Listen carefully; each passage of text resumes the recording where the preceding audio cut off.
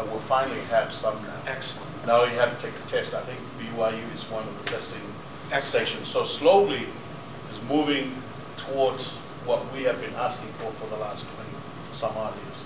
Well, we have it for our Hispanic community, and they deserve it, and our people deserve it. Well, one of the things, though, and then one comment after you. Yeah, is that we need to get involved. That's the problem that we see now. It's almost like the system in Samoa is that the teacher is a disciplinarian, the mom, dad, and everything.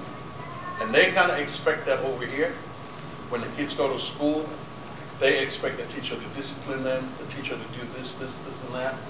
But yet we're not really involved. I'm grateful to my sister over there that she's the president of the PTA. It means to me that she's very involved, but we need more. We need more of that. Her. Yes. Please. That's kind of what I was going to say. I was on the PTA board at our kids' school. The main purpose they put me in there was to be over the Polynesian culture in our area. We could not get one Polynesian person on the PTA with us.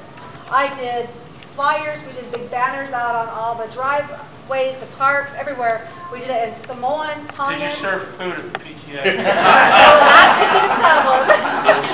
But we ended up sending home notes written in Tongan, Samoan, all the posters, everything in those languages. Still not one came to support. We're having the teachers complain, oh, these kids are really rowdy. My son is considered hyperactive. Hey, he's supposed to be running around in the islands. Kids that were yawning in the classes, like the loud Samoan yawn, the teachers were yelling at him. And I said, he has no idea why you're yelling at him. That is what he's taught at home. He hears his father doing it. And then once we explained it to the teachers, they were so much more understanding. Yep.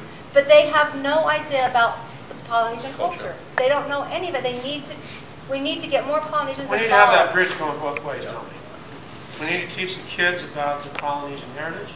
We need to teach Grandma and Grandpa about what the realities are of life in America. And that communication needs to flow. I want to say really quick though, we don't have a lot of Polynesian parents involved because of the racism that is shown towards them. Because I could see my mother and I both walking in, we were the same age walking into the school, and I was raised, Hapa, Hapkasi. I was raised Hapkasi and she was raised full Samoan. We both walk in and she would be treated very differently because she doesn't speak her mind because she's very humble and quiet and agreeable.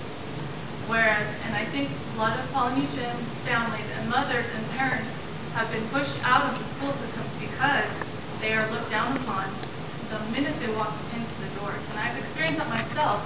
People don't know that if I don't say anything, they don't treat me well until I start speaking to them without an accent, without speaking broken English or anything. If I'm up there and say, hey, what did you just say?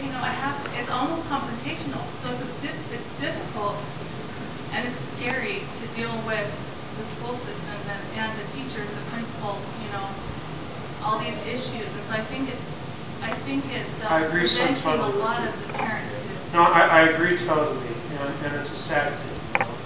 The Samoans are in business by online, and it's real, and you face it every day. But there's some ways around this. Particularly the Samoan Americans, and with our Tongan cousins, you represent an amazing political force. Yep. I mean, you're organized, you got paneling, and talk about a voting bloc.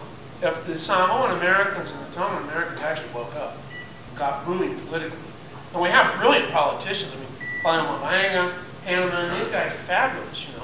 We need a bigger response to Polynesians right in the state. Something wonderful happened. The chief of staff and the governor called me up, and he said, "What are we going to do about the Goshutes?"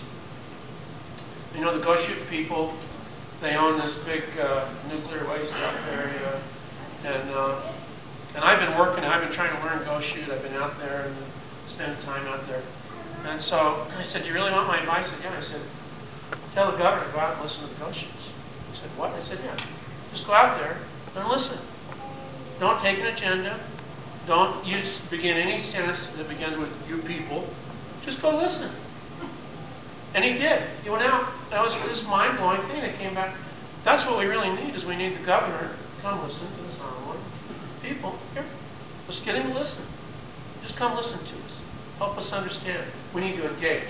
And what you're doing as president of PTA is perfect, right? I mean, this is amazing. So I'm sorry, you're going to be mistreated. Yeah. You're going to have to face it, but you come from a culture that are warriors.